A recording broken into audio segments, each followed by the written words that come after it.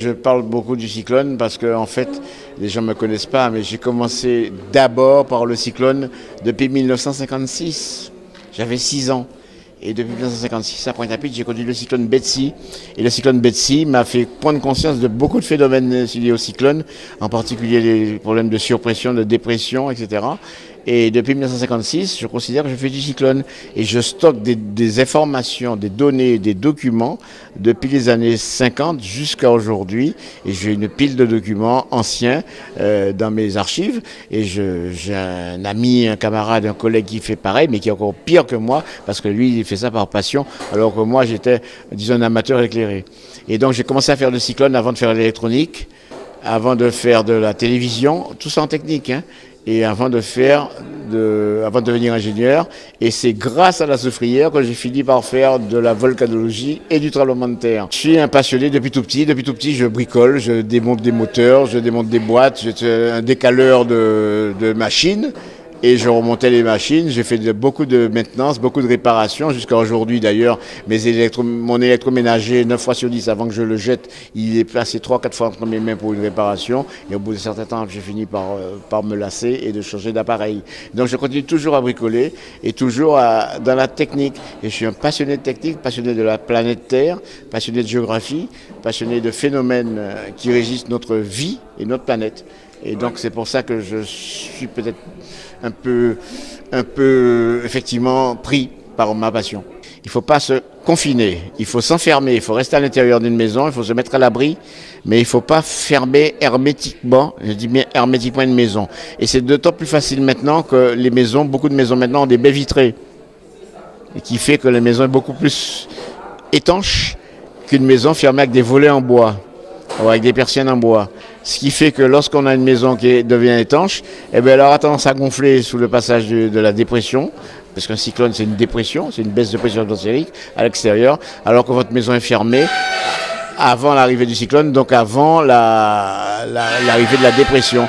Et vous avez donc une surpression dans la maison qui fait que votre maison se gonfle et va exploser. La partie la plus faible de la maison va exploser. Ça peut être la porte, ça peut être la fenêtre, ça peut être la charpente qui s'envole. Voilà. Et c'est pour ça que je dis qu'il faut faire attention.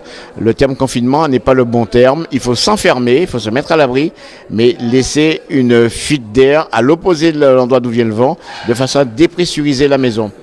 Non, les cyclones, ils ont toujours été des cyclones, et un cyclone, c'est un phénomène violent, c'est un phénomène de la nature qui est violent, qui peut être très violent. Alors, avec les problèmes de réchauffement climatique actuel, avec les problèmes d'augmentation de température d'eau de mer, effectivement, on peut imaginer, et ça n'est pour l'instant que des suppositions, on peut imaginer que les cyclones vont devenir plus violents dans le futur, mais ce n'est jusqu'à présent pas le cas.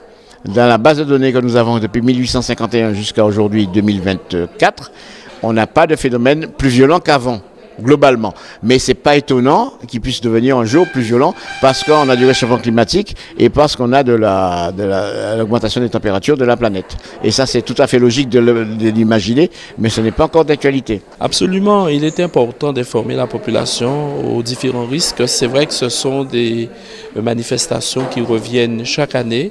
Cette année-ci, nous avons encore voulu insister sur cette prévention des risques.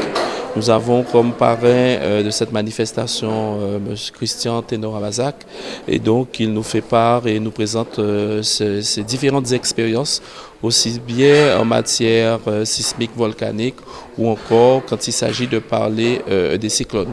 Donc il est toujours important, ce matin avec la communauté scolaire, il a pu revenir sur des éléments clés, et ce soir avec la population.